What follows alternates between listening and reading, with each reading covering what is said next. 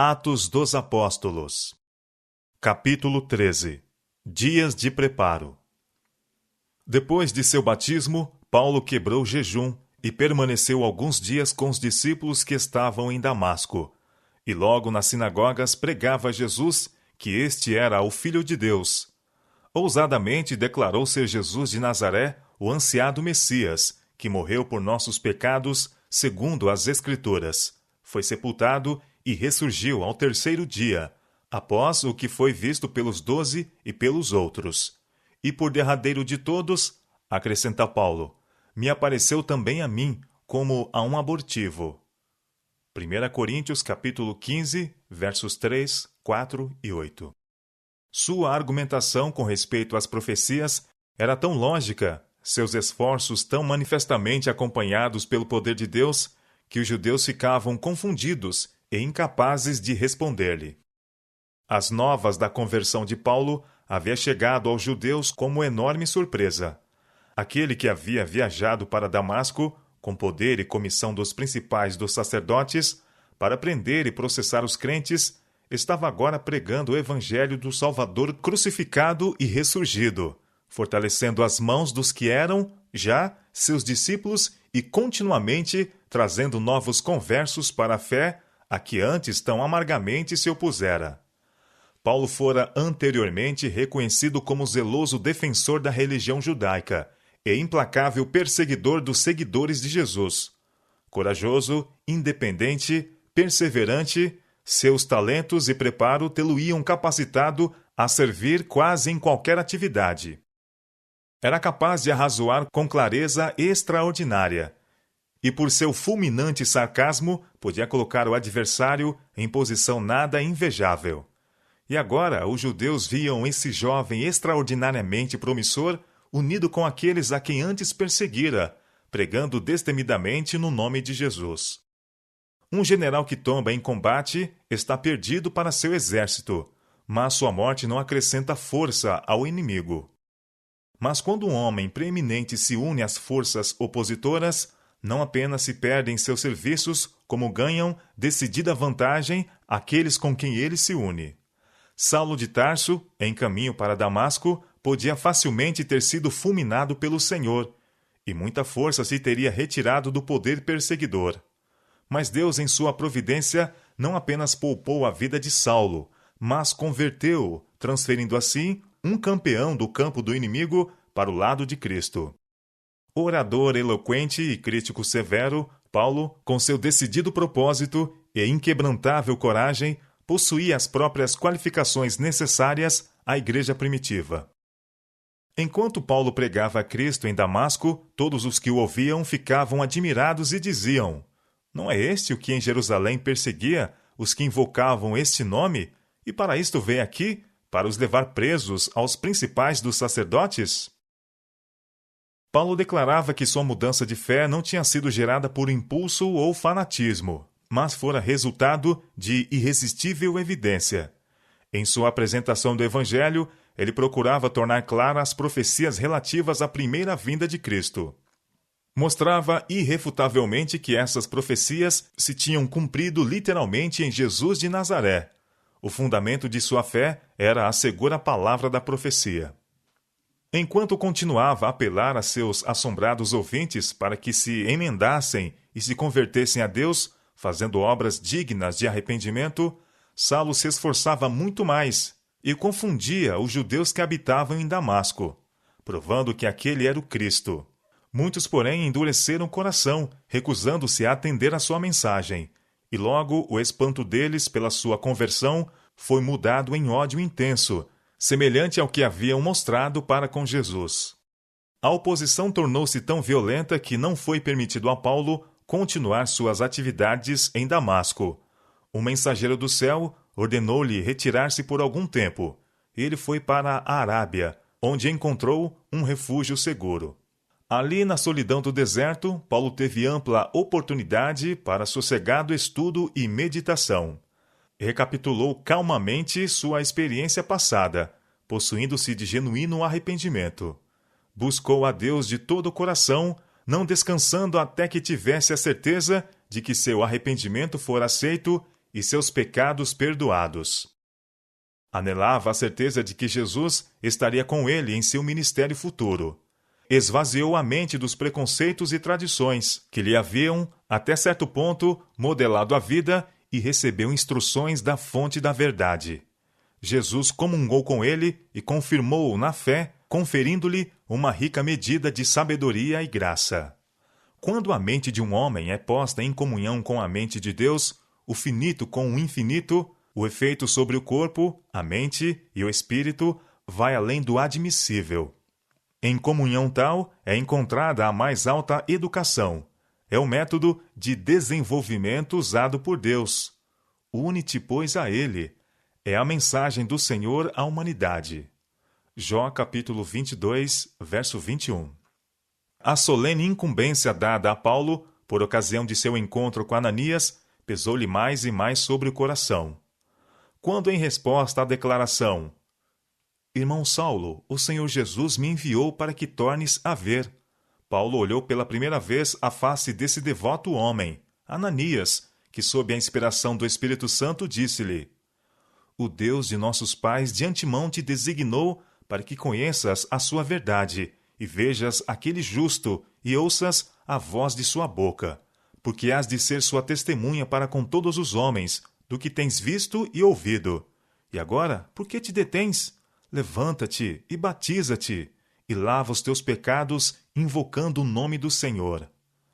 Atos capítulo 22, versos 14 a 16.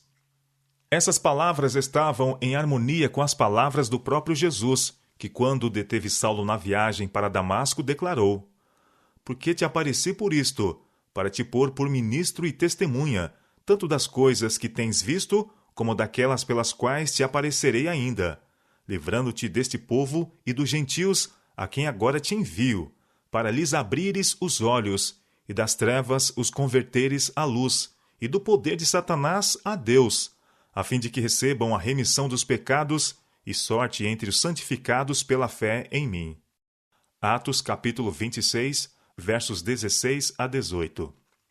Ponderando essas coisas em seu coração, Paulo compreendeu mais e mais claramente a razão de seu chamado: ser um apóstolo de Jesus Cristo pela vontade de Deus.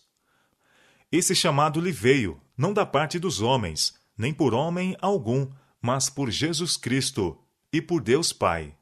Gálatas capítulo 1, verso 1. A magnitude da obra que estava à sua frente levou-o a dedicar muito estudo às Escrituras Sagradas, a fim de que pudesse pregar o Evangelho, não em sabedoria de palavras, para que a cruz de Cristo não se faça vã, mas em demonstração de espírito e de poder, para que a fé de todos os que ouvissem não se apoiassem em sabedoria dos homens, mas no poder de Deus. 1 Coríntios capítulo 1, verso 17 e capítulo 2, versos 4 e 5. Ao examinar as Escrituras, Paulo aprendeu que, através dos séculos, não são muitos os sábios segundo a carne, nem muitos os poderosos, nem muitos os nobres que são chamados, mas Deus escolheu as coisas loucas deste mundo para confundir as sábias, e Deus escolheu as coisas fracas deste mundo para confundir as fortes. E Deus escolheu as coisas vis deste mundo, e as desprezíveis, e as que não são, para aniquilar as que são, para que nenhuma carne se glorie perante ele. 1 Coríntios capítulo 1, versos 26 a 29.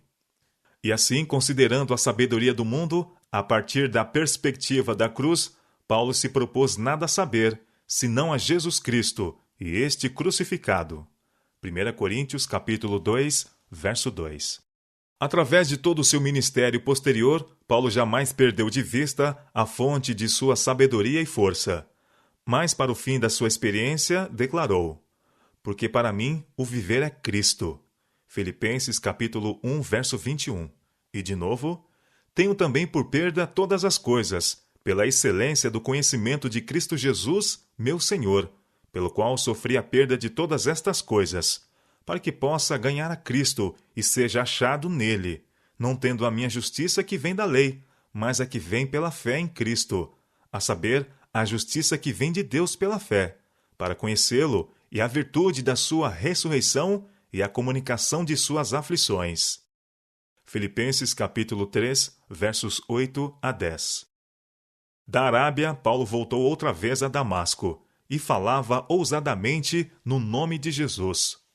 Incapazes de resistir à sabedoria de seus argumentos, os judeus tomaram conselho entre si para o matar. As portas da cidade eram guardadas diligentemente, de dia e de noite, para impedir que ele escapasse. Essa situação crítica levou os discípulos a buscar a Deus com fervor, e finalmente, tomando-o de noite, os discípulos o desceram, dentro de um cesto, pelo muro. Atos capítulo 9, verso 25. Depois de escapar de Damasco, Paulo foi a Jerusalém, tendo já passado 3 anos de sua conversão. Seu principal objetivo ao fazer essa visita, como ele próprio mais tarde declarou, era ver a Pedro. Gálatas capítulo 1, verso 18. Tendo chegado à cidade, onde antes fora bem conhecido como Saulo, o perseguidor, procurava ele juntar-se aos discípulos, mas todos o temiam, não crendo que fosse discípulo.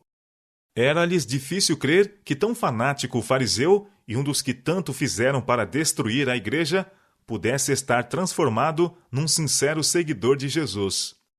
Então Barnabé, tomando-o consigo, o trouxe aos apóstolos, e lhes contou como no caminho ele vira ao Senhor e lhe falara, e como em Damasco falara ousadamente no nome de Jesus. Ouvindo isso, os discípulos o receberam com confiança. Logo tiveram provas abundantes da genuinidade de sua experiência cristã. O futuro apóstolo dos gentios agora se achava na cidade em que viviam muitos de seus anteriores companheiros, e a esses líderes judeus almejava ele explicar as profecias relativas ao Messias, as quais se cumpriram no advento do Salvador. Paulo estava certo de que esses mestres em Israel, com os quais estivera tão bem familiarizado, eram tão sinceros e honestos como ele o fora. Mas avaliara erradamente o espírito de seus irmãos judeus, e na esperança de sua rápida conversão, estava condenado a amargo desapontamento. Ainda que falasse ousadamente no nome de Jesus e disputasse também contra os gregos, aqueles que estavam à testa da igreja judaica se recusaram a crer, antes procuravam matá-lo. A tristeza encheu-lhe o coração. De boa vontade, teria ele dado a vida, se por esse meio pudesse trazer alguns ao conhecimento da verdade.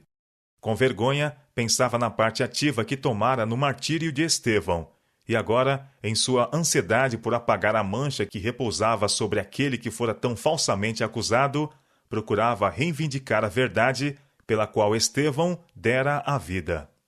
Sentindo a responsabilidade em relação aos que se recusavam a crer, estava Paulo a orar no templo, como ele próprio testificou mais tarde, quando caiu em êxtase. Nisso, apareceu diante dele um mensageiro celestial e disse: Dá-te pressa e sai apressadamente de Jerusalém, porque não receberão teu testemunho acerca de mim. Atos capítulo 22, verso 18. Paulo se inclinava a permanecer em Jerusalém, onde poderia fazer frente à oposição. Parecia-lhe um ato de covardia fugir. Se permanecendo, pudesse convencer alguns dos obstinados judeus quanto à verdade da mensagem do Evangelho, mesmo que o permanecer lhe custasse a vida. E assim respondeu: Senhor, eles bem sabem que eu lançava na prisão e açoitava nas sinagogas os que criam em ti.